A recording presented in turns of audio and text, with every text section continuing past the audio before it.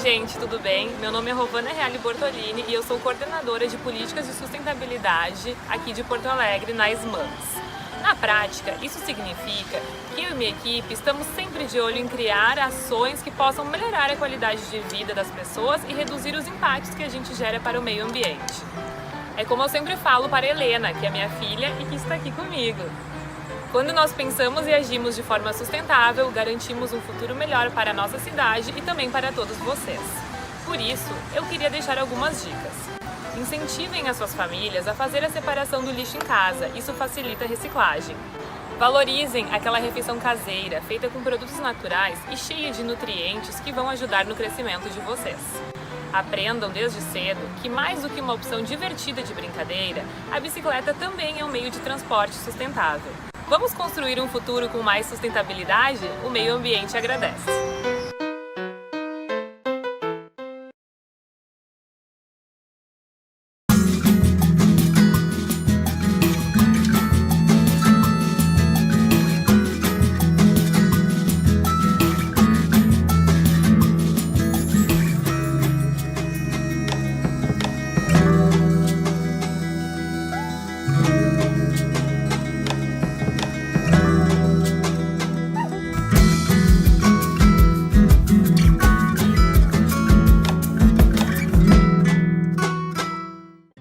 Ninguém sabe ainda o tamanho desta crise, mas a gente sabe que os negócios locais estão sendo muito prejudicados. Por isso, seguimos realizando diversas ações para apoiar nossos clientes e preservar a saúde de todos. Use nosso app para a gestão do seu negócio. Mesmo separados, estamos juntos. E quando tudo isso passar, vamos estar ainda mais próximos. Vero, a maquininha do Banrisul. A Sulgás acredita que a cultura tem o poder de transformar. Que o esporte é capaz de mudar futuros. E é por isso que mantém o programa Sulgás de Patrocínios. Uma iniciativa que traz mais inclusão para milhares de pessoas, através de projetos culturais, esportivos e sociais.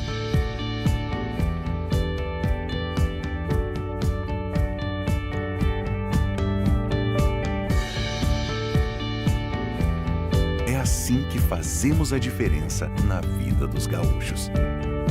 Sulgás, viva com essa energia.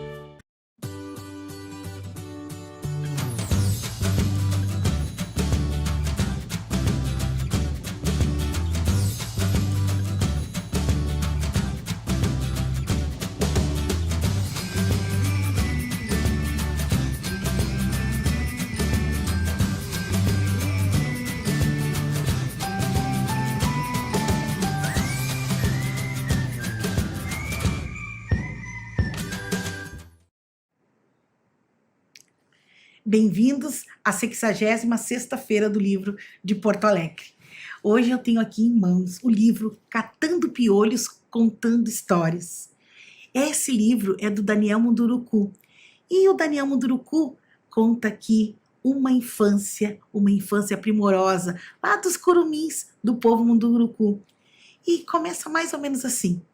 A gente, quando acorda bem cedinho, sim, a gente acorda bem cedinho, porque a gente gosta de aproveitar o dia, aproveitar tudo que a gente pode. Parece que o dia fica curtinho para tanta coisa que se quer fazer.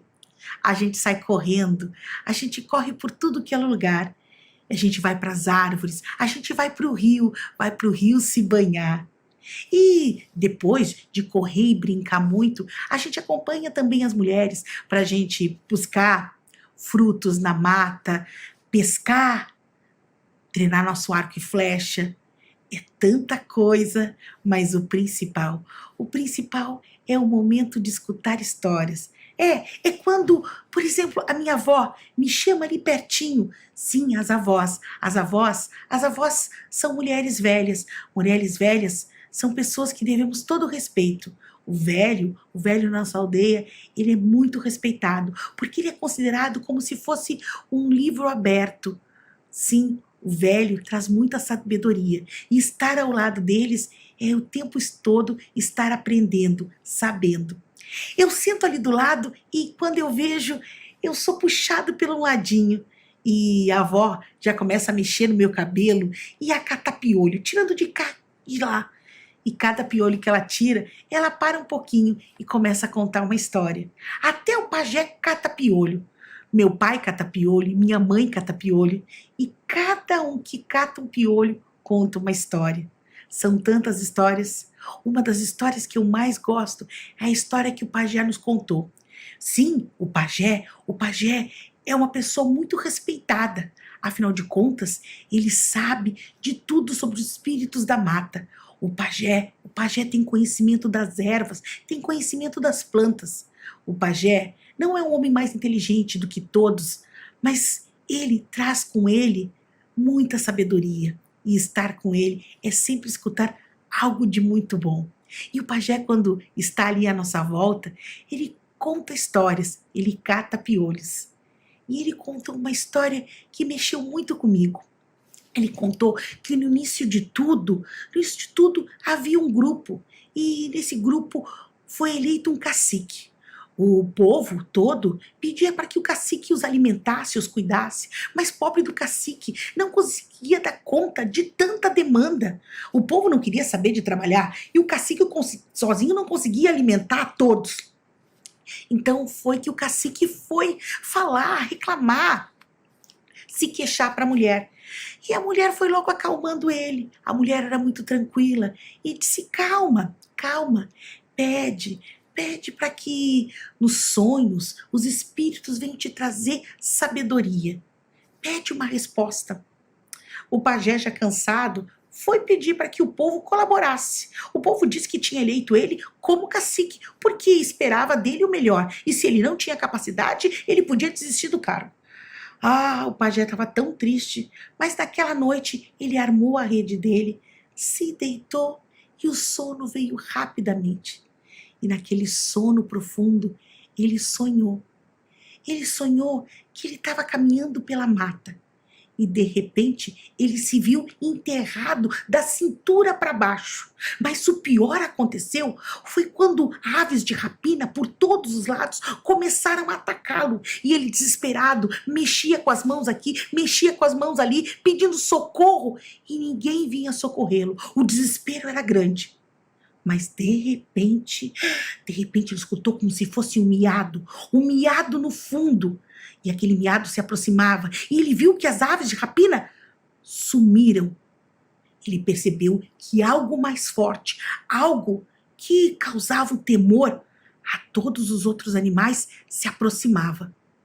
Então foi quando ele ficou cara a cara com a onça, o espírito da mata.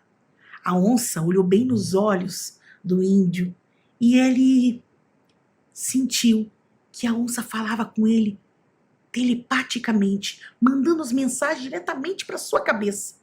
E disse: homem, tu que é tão pequeno, o que queres aqui comigo? Me procura? Se me procura, encontrou. E o homem, todo temeroso, foi falando: eu vim pedir sabedoria, eu vim pedir que você me guiasse. Afinal de contas, eu preciso de sabedoria para conduzir o meu povo. O animal, a onça, foi olhando nos olhos dele e dizendo que ele era muito pretensioso. Quem ele achava que era para ter tanto poder assim e saber guiar alguém? Ele imediatamente se corrigiu, dizendo que não, que ele precisava, sim, era de saberes para poder até ele se conhecer. A onça disse que ele chegasse em casa e perguntasse para a esposa. A esposa dele teria toda a resposta. Afinal de contas, o que eu me procurava era a resposta para que o seu povo não passasse mais fome, para que ele pudesse sustentar o seu povo, para que ele pudesse dar o alimento do dia a dia. E foi então que ele despertou. E no outro dia, ele foi diretamente à sua esposa e contou todo o sonho. E ela disse que tinha a resposta. Que ele levasse ela para muito longe, para bem longe da aldeia e que lá num descampado abrisse um buraco e enterrasse ela. E ele ficou assustado, mas como assim te enterrar? Sim, me enterra e durante uma semana me molha e me agoa, porque do meu corpo irá nascer a planta que irá dar toda a sustância, toda a sobrevivência para o nosso povo. Ele não queria fazer isso, mas a mulher disse que era chegada a hora, que era chegado o seu tempo e que assim deveria ser. Ele, com muito pesar, fez tudo o que foi assim decidido. Abriu aquela cova junto com a esposa, quase um dia inteiro. E ela mesma se colocou dentro da cova. Ele a enterrou, ele chorou, e ele durante 6 dias ficou ao lado daquela cova. E pelo 3º ou 4º dia, ele viu uma mudinha, uma plantinha nascendo. E ele ficou encantado. E daquela mudinha iam nascendo mais mudinhas. E ele ia tirando as mudinhas, ia plantando, ia fazendo um roçado. Ali nascia uma planta que tinha uma raiz. E essa raiz daria o alimento para o seu povo. Essa raiz era a mandioca. Raiz tão preciosa e tão nutritiva. Assim que ele fez toda a roça, ele foi buscar o seu povo para mostrar o que tinha feito. Todos agradeceram e todos ficaram também encantados. Mas a partir daquele dia, todos também lembravam do sacrifício daquela mulher e sabiam que sempre, em qualquer lugar, alguém tem que se sacrificar para que tudo possa correr da maneira melhor e possível. Quando o pajé contou essa história, nós ficamos assim, ali de olhos arregalados, mas logo saímos correndo. Era dia subir os pés de manga e comer aquelas mangas deliciosas e suculentas. A gente gostava de comer a manga com farinha de mandioca. A gente se lambuzava todinho, só de pensar me dá água na boca. Era tão gostoso. Mas foi naquele dia que um dos meus colegas, ele estava meio estranho. Eu acho que foi porque a gente comeu demais ou algo parecido. Eu sei que ele começou a falar umas coisas que eu não entendia. E eu pedi para ele descer da árvore. E acabei empurrando ele e ele caiu. Pulei logo em cima para ver se ele estava bem. E ele não lembrava de nada. Quando cheguei em casa, a minha mãe foi logo me colocando de lado. E foi me olhando com aquele olhar que eu já sabia que ela queria dizer alguma coisa. Então, quando ela me puxou e começou a separar o meu cabelo e a catar piolhos, eu entendi que ela queria contar alguma coisa. Ela disse que tinha me observado e que não tinha gostado nem um pouquinho da minha atitude com meu colega. Então, eu contei o meu ponto de vista. Afinal de contas, ela só tinha olhado de um ângulo. Contei para ela o que tinha acontecido. E ela me explicou algo que eu nem imaginava. Ela disse que quando a gente come muito doce, mas muito doce, se empanturra demais, a gente acaba, às vezes, ficando até sem ar, com dor de estômago. E às vezes o açúcar é tanto que sobe a cabeça e a gente nem sabe o que está falando. E que eu acabei salvando o meu colega. Salvei ele sim de uma congestão. Afinal de contas, quando ele caiu, ele respirou. Ele estava todo engasgado, todo entalado. E eu fui logo dizendo para minha mãe, isso que era muito bom. Afinal de contas, agora eu poderia cobrar um favor. Minha mãe me olhou com um olhar assim, meio que como diz, será que você deve fazer isso? Eu entendi. O bom é que todos nós nos reunimos ali em volta da fogueira. E durante o dia, a gente via aquela chuva cair. E era o momento para a gente contar tudo que tinha vivido. Sim, os adultos davam atenção. Às vezes eles pareciam não estar dando atenção, mas eles estavam sim atentos a tudo que a gente contava, a todas as nossas aventuras. Como era bom ir para o igarapé e tomar aquele banho e ficar com o corpo levinho, depois deitar na rede e ter um sono. Isso era tão precioso. Mas a mãe também contava histórias. E a gente ficava ali, entretido. Mas as histórias que mais me chamavam a atenção eram as histórias de meu pai. Então, um dia meu pai também veio catar piolhos. Meu pai adorava catar piolhos. Ele começava catando piolho aqui, catando piolho ali e começava a fazer cosquinhas, brincadeiras. A gente não sabia se mais se ria ou tentava se soltar dos braços dele. Eu acho que catar piolho era uma maneira que o nosso povo tinha de estar pertinho, de dar carinho, de dar atenção. Eu acho que não existia um curumim que não fosse feliz, bem feliz assim. E meu pai um dia contou, porque eu pedi muito, uma história de aventura, uma história de coragem. Ele contou o grande encontro dele com a onça, o espírito da mata. Meu pai contou que todo caçador, ele sempre pede para os espíritos que ele tenha um sonho para que quando ele for para a mata, ele tenha uma boa caça. E foi o que meu pai pediu. Naquela noite, ele dormiu e sonhou. E ele sonhou direitinho com o bicho que tinha que caçar. Ele juntou os outros índios e sempre, como costume, os índios gostam de dançar, os índios gostam de festejar, de se preparar antes de ir para a mata. Se pintaram e lá foram, munidos de arco e flecha, para a grande caçada. Meu pai é que conduzia e todos o seguiam. Então passaram por grandes macacos. Os índios já estavam tirando os arcos e flechas para ir diretamente, quando meu pai disse não, esse não. Logo, logo, eles viram um veado e meu pai disse não. Mas que bicho será que vamos pegar? Foi então quando passou um enorme de um javali. Meu pai mirou e acertou, e os outros índios também. O porco caiu ali durinho, e que caça, daria para alimentar todos. Os índios pegaram a caça e já estavam preparando para carregar. Afinal de contas, o dono da caça não carrega. E os índios estavam indo logo à frente, levando a caça. E meu pai estava indo atrás. Mas foi quando ele percebeu que ele ficou um pouco mais distante.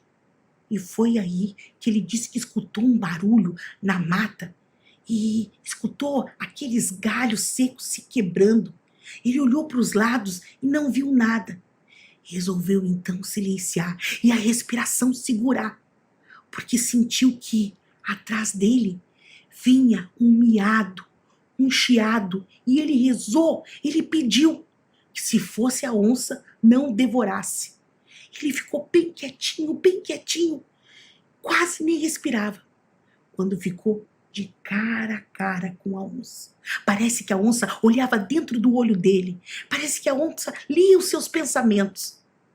A onça deu um rugido e saiu pelo outro lado da mata. Até hoje meu pai não entendeu. E eu perguntei, pai, como assim? A onça não te pegou? Não houve nenhuma briga? Meu pai disse que teve muita sorte. Talvez a onça já tivesse se alimentado, ou talvez aquele dia não fosse dia de caça para onça. Essas histórias sempre me trazem boas lembranças. Essas histórias lá de um povo que sabe cuidar da sua criança. A gente sabe que toda criança tem que aprender. E a gente acompanha sempre os mais velhos para olhar e observar. Afinal de contas, criança não tem que estar fazendo o trabalho de gente grande. Criança não é cópia de gente grande. Criança é criança. E criança tem que aprender olhando, aprender com exemplos, aprender brincando. E era assim que a gente passava os nossos dias. Talvez seja por isso que hoje eu hoje gosto de chamar os meus filhos. Gosto de chamar meus filhos e ficar brincando. E pedir para catar piolhos, mesmo que eles não tenham mais piolhos, mesmo que eles nunca tenham tido piolhos. Eu gosto de catar piolhos porque parece que eu estou catando histórias que talvez sejam frutos da minha imaginação, mas que tocam profundamente meu coração e me trazem bem pertinho deles. Talvez eu nunca perca essa mania de catar piolhos, de contar histórias. E fim de história.